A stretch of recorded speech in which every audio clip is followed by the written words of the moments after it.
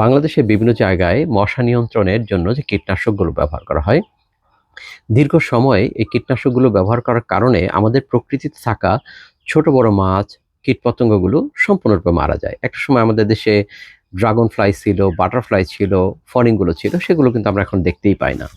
সারা পৃথিবীতে এখন কীটনাশকের বিষাক্ততা, পানিতে যে কীটনাশকটি দেওয়া হয়, এই কীটনাশকের বিষাক্ততা পরীক্ষা করে তারপরে কীটনাশকগুলো দেওয়া হয়। তো আমরা মশা নিয়ন্ত্রণের জন্য যে কীটনাশক ব্যবহৃত হয় পৃথিবীব্যাপী, সেই কীটনাশকগুলোর একটি আমরা এখন পরীক্ষা করব।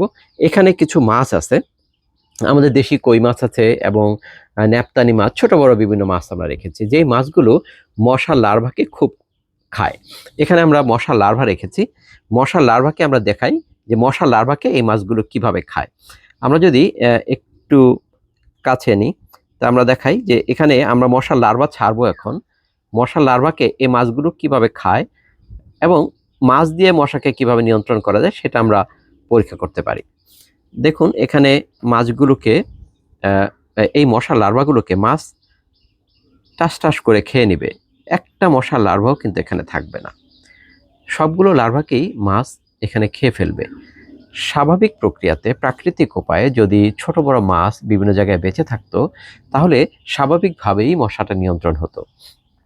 আমরা এখন যে কাজটি করব সেটি হচ্ছে, এখানে একটি মশার নিয়ন্ত্রণের জন্য একটি ডাং আছে। এই ডাংটি মশা নিয়ন্ত্রণে ব্যবহৃত হয়।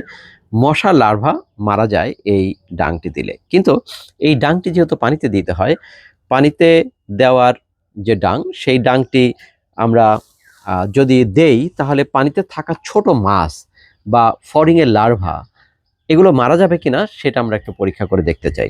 এই একটি টুকরা, এই যে ডাং, এই পুরো ডাংটি 9 স্কোয়ার মিটার জায়গাতে দেওয়ার কথা। 9 স্কোয়ার মিটার জায়গাতে এই ডাংটি আমাদের প্রয়োগ করার কথা। 9 স্কোয়ার মিটার জায়গাতে এই ডাংটি দিলে মশার লার্ভা এখানে নির্মূল হওয়ার কথা। সেটি আমরা পরীক্ষা করছি, মশার লার্ভা এখানে নিয়ন্ত্রণ হয়। তবে আমরা এখন যেটি পরীক্ষা করতে যাচ্ছি, এটির মাধ্যমে মাছ মারা যায় কিনা বা অন্যান্য পোকামাকড় মারা যায় কিনা। যেমন মশার লার্ভাকে মারতে আমরা এটা ব্যবহার করছি, সঙ্গে যদি মাছও মারা যায় তাহলে কিন্তু সেটি ব্যবহার করা যাবে না, যেটি অন্যান্য কীটনাশকের ক্ষেত্রে আমাদের দেশে হচ্ছে।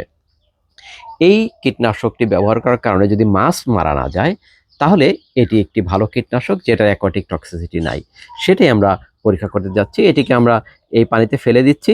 আমরা এখন কয়েকদিন এটা অবজার্ভ করব যে এই মাছগুলোর স্বাস্থ্য কেমন থাকে, মাছগুলোর স্বাস্থ্য খারাপ হয় কিনা। আবার এখানে আমরা লার্ভা ছেড়ে দিলাম, অনেকগুলো লার্ভা।